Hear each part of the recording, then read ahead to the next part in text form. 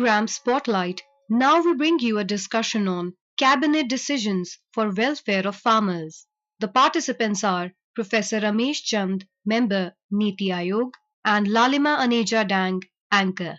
When Prime Minister Modi took charge of office for the third time as India's Prime Minister, the first file he signed was that of distribution of money under the 17th installment of Prime Minister Kisan Samman Nidhi scheme to the farmers. 9.26 crore farmers received the amount through direct benefit transfer. This further reflects the priority the government is giving to the farmers, our Annadata as we call them. Professor Chand, how do you view the Prime Minister's decision of dispersal of money into the accounts of farmers as the first decision taken by him as he took charge of the office for the third time as Prime Minister? I feel this is both subtle as well as symbolic. It is subtle and symbolic in the sense that agriculture is crucial for Indian economy. This is the largest sector of Indian economy in terms of employment and also in terms of contribution to national income. It comes close to manufacturing sectors. And also agriculture is so crucial for food security of 1.42 billion people. So because of all these reasons, I feel that it is very, very important to give positive signal to the sector and to the actor in that sector, that is our farmer, that this government is giving highest priority to farming and farmers. And secondly, in terms of timeliness, you know that monsoon has already arrived in some parts of southern India and western India. The sowing season has started. At this point of time, farmers have very pressing need for cash. So getting 2,000 rupee at this time is a big help, particularly for small and marginal farmers. They can buy 7 to 8 bags of urea with 2,000 rupee which they will get.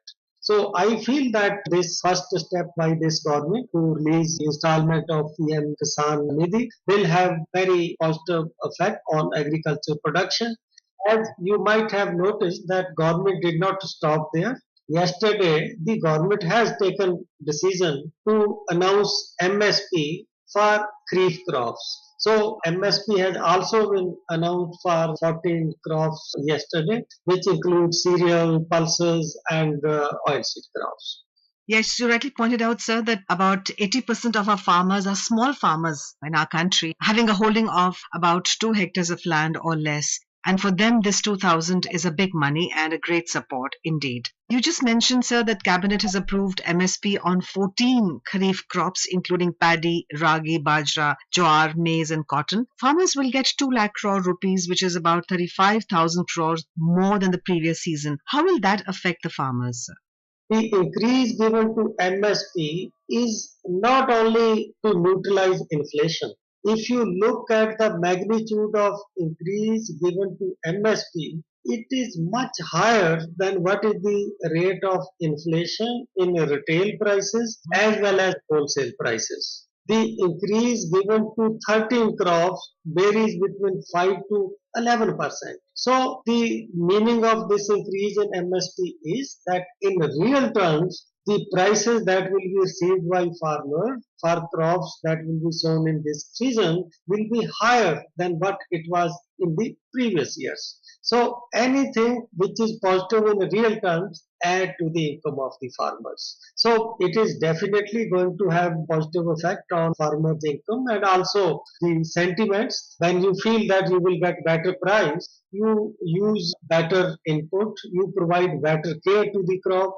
So one can expect that growth rate in the sector will also be better. So positive prices affect the sector and farmers in several ways. These are 2-3 ways in which I have just mentioned to you that it adds to income of the farmer, it promotes growth, and also it provides a sort of price assurance. That means some sort of check against price risk and market risk. Yes, in fact, agriculture sector is one sector which saw sustained growth. Even during the pandemic, we found that agriculture had grown. There was a sustenance in agricultural growth.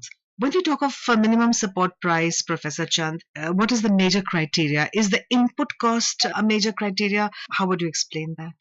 You see, input cost is I would say that that is the basic criteria, that price should not be below that level. And that level is that all paid out cost by the farmer plus the imputed value of his family labor and his own time. You add these two and then add a margin of 50%. So then whatever figure you arrive at, MSP cannot be less than that. This was the decision which was taken by this government 6 years back in 2018, that they changed the formula for taking decision about MSP, that you can keep MSP above this level, it cannot be below this level. It was a significant decision taken. Then the actual MSP can be even higher than 50% margin depending upon situation in the market, depending upon priority of the government. Like this year, government gave a raise of 11% to ragi. So if you want to promote certain kind of crop, in this case nutri-cereal or unshiri. So if government want to promote some crop, want to have higher production of some crop, those kind of crop see higher growth in MSP and other crops see relatively lower growth in MSP. So those are the kind of consideration. There are several considerations which Commission on Agriculture Cost and Prices take into account before they recommend MSP to Government of India.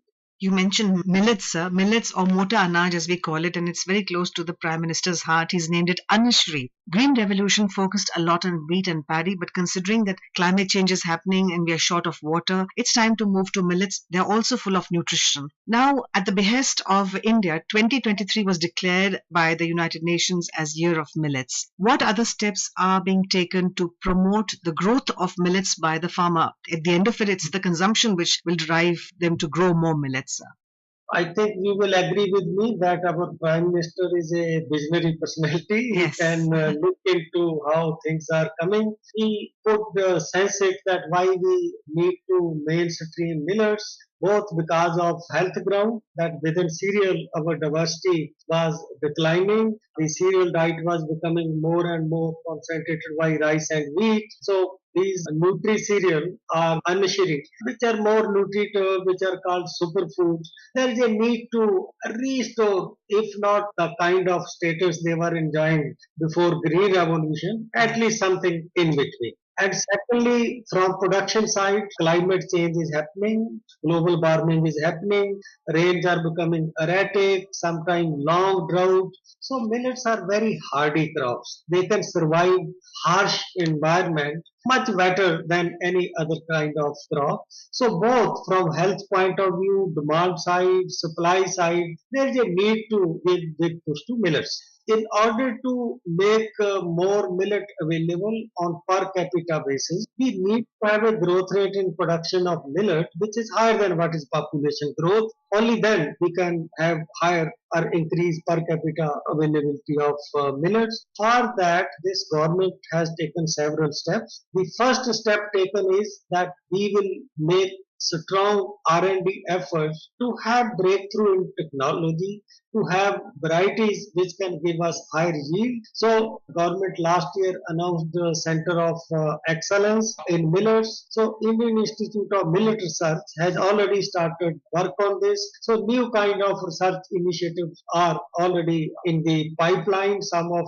which have already been started to develop new varieties of millets and also address post-harvest aspects of millets. Like some millets are not easy to process, they require special kind of processing, mechanization. So that is one thing which is being done. Second is that in terms of seed, because seed is carrier of technology. So lot of effort is being made that farmers make use of improved seed, high quality seed, rather than just using the seed which is available in the village shop. So rather than making use of those kind of seeds, farmer make better use of seed. And also government is trying to already some improved package of practice for millet have been developed, and a strong signal is sent through MSP. Highest growth in MSP is in case of ragi. It is 2 times the increase given to MSP of other crop. So this is also a signal to the farmer that if you will put more area under millers, you will get better prices. So like this, government is working on technology front, extension front, and market front to promote millets. Yes, indeed. We now see many farmers' exhibitions. That there are millet counters and there are stalls which are giving you millet noodles, millet chips of various kinds. Because millets, if you're not used to it, it's a little difficult to get used to the food habit because they have no taste, in fact. So that's a positive sign. Also, there is, ironically, we have a problem in India of problem of plenty. If the produce is high, the farmer's income goes for a toss because the prices crash. So the decision to go ahead with 2 lakh go downs to store food items, to store foodstuff, to store cereals, pulses, rice, etc. Would that be able to mitigate this problem of plenty? On the other hand, are we also geared up to give processing industry a greater push so that suppose there are more tomatoes being grown, we can convert it into tomato sauce and so on? There are 4 5 type of measure which can deal with that kind of situation. It is nature of food commodities that if their production increase by say 5%, their prices will decline by much more than that. Which means if there is production growth of 5%, generally the price will decline by 7%. So the gross income of farmer rather than increasing, you Yes. find that it declines. This happen if proactively the instrument which can check this kind of things are not in place. But now we have 4 kind of instrument in place to deal with the issue of what you termed as a problem of plenty. The first is MSP. Those crops for which there is minimum support price, even if there is a plenty of production, the idea of MSP is to prevent prices falling below the level of MSP. They can rule above it, but they should not be falling below MSP. That is first thing. Second is that when there is plenty, the maximum decline in prices happen. So the godown which you mentioned serve that purpose. The third is of course processing. And fourth is export. That Right. if you have plenty, then we need to take all measures that our export increases and the supply is stabilized in the domestic market. So these are the 4 instruments which are being used, and during this government last 10 years, all these 4 measures have been strengthened. So now you don't feel the kind of situation that if there was say 10% more wheat, the price crash.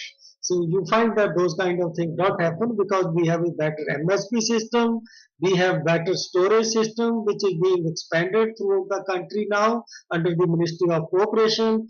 We have more processing facility and our export also. We have some value chain. We need to do much more, but we have now export value chain which facilitate faster export. Yes, you're right. The fact that the Ministry of Cooperation is under the Home Minister itself signifies the importance being given to cooperatives, and the formation of a GEM portal is another step in that direction. Well, we could go on and on, sir.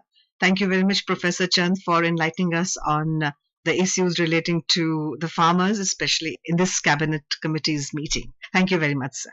Thank you for having me on Akashvani. Thank you, sir. You were listening to a discussion on Cabinet Decisions for Welfare of Farmers. The participants were Professor Ramesh Chand, Member, NITI Aayog, and Lalima Aneja Dang, Anchor. This program was produced and presented by the News Services Division of Akashvani. You can listen to it on our mobile app, News on AIR. This program is also available on our YouTube channel, News on AIR Official. You may share your feedback about this program through email at airnsdtalks@gmail.com or WhatsApp on 9289094044.